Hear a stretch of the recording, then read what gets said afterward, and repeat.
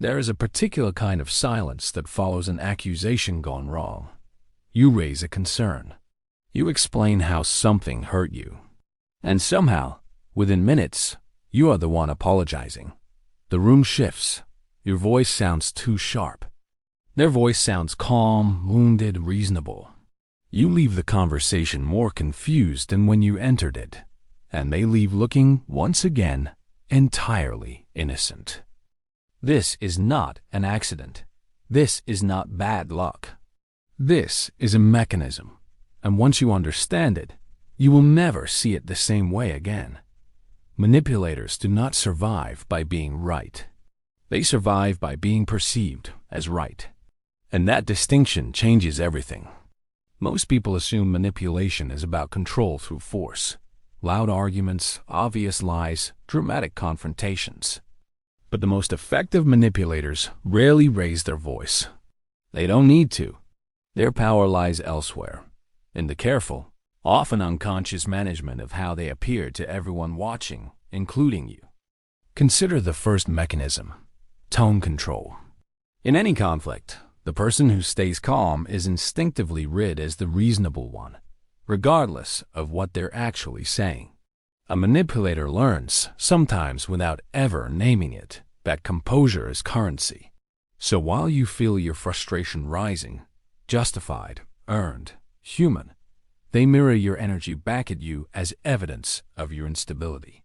The volume in the room becomes the argument, and they've already won it simply by staying quiet. The second mechanism is reframing the past. Ask anyone who has lived alongside a skilled manipulator, and they'll describe the same disorienting experience. Events that once felt clear become foggy under review. What was said? Who started it?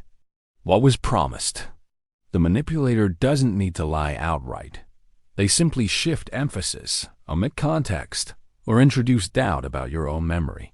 Over time, this isn't just persuasive. It's corrosive. It teaches you to distrust your own perception before you distrust theirs. The third mechanism is the split self, the public performance versus the private reality. To colleagues, friends, or family, the manipulator is often warm, funny, even generous. Behind closed doors, the dynamic changes entirely. This isn't hypocrisy in the ordinary sense. It's strategy.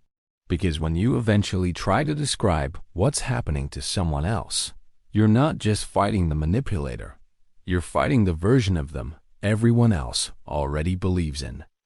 And finally, there is preemptive framing, the quiet art of establishing the narrative before conflict even begins. A manipulator often positions themselves as patient, misunderstood, or long-suffering well in advance, so that when tension surfaces, the story is already written. You are not seen as someone raising a valid concern. You are seen as confirming a pattern they've already implied you have. Here is the uncomfortable truth beneath all of this. Not every manipulator is a calculated villain twirling a mustache behind the scenes.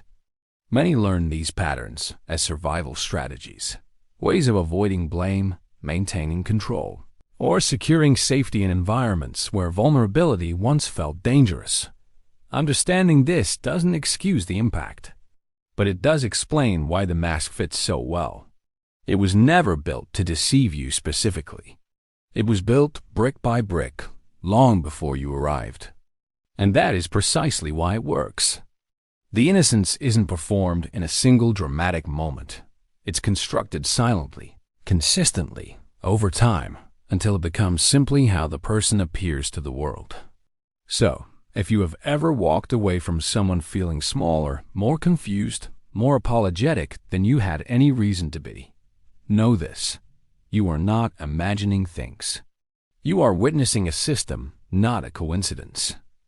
There's a moment that tends to arrive quietly, long after the confusion has piled up. Not a dramatic revelation, just a small, private thought. Something about this doesn't add up. That thought is not paranoia. It is the beginning of clarity. And clarity, once it starts, is very hard to talk someone out of. Start here. Words are cheap. Patterns are expensive. Anyone can say the right thing in the moment. I'm sorry. That's not what I meant. You know I'd never do that. But patterns cost something to fake because they require consistency across time, across witnesses, across situations where no one is watching. So instead of replaying a single conversation, widen the lens. Ask not, what did they say happened?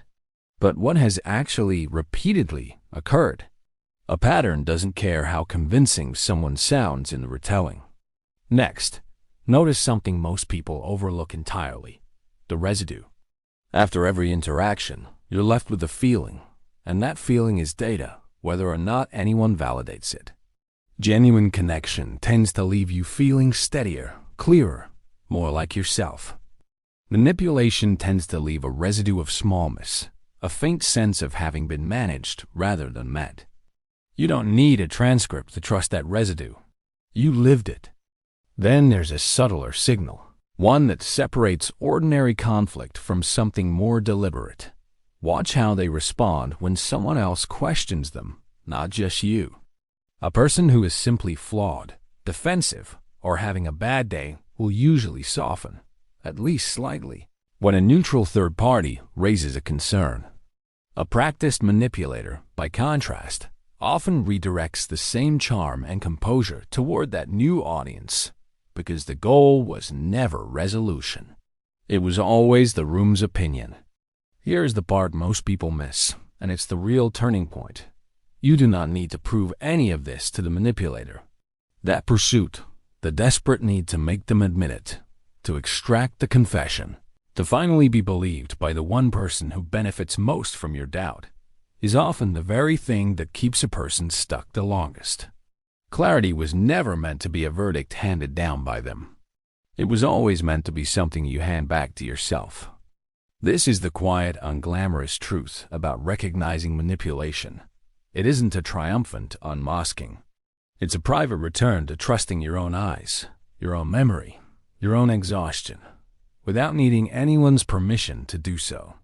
The moment you stop outsourcing your reality to someone who profits from confusing it, something shifts, not loudly, but permanently.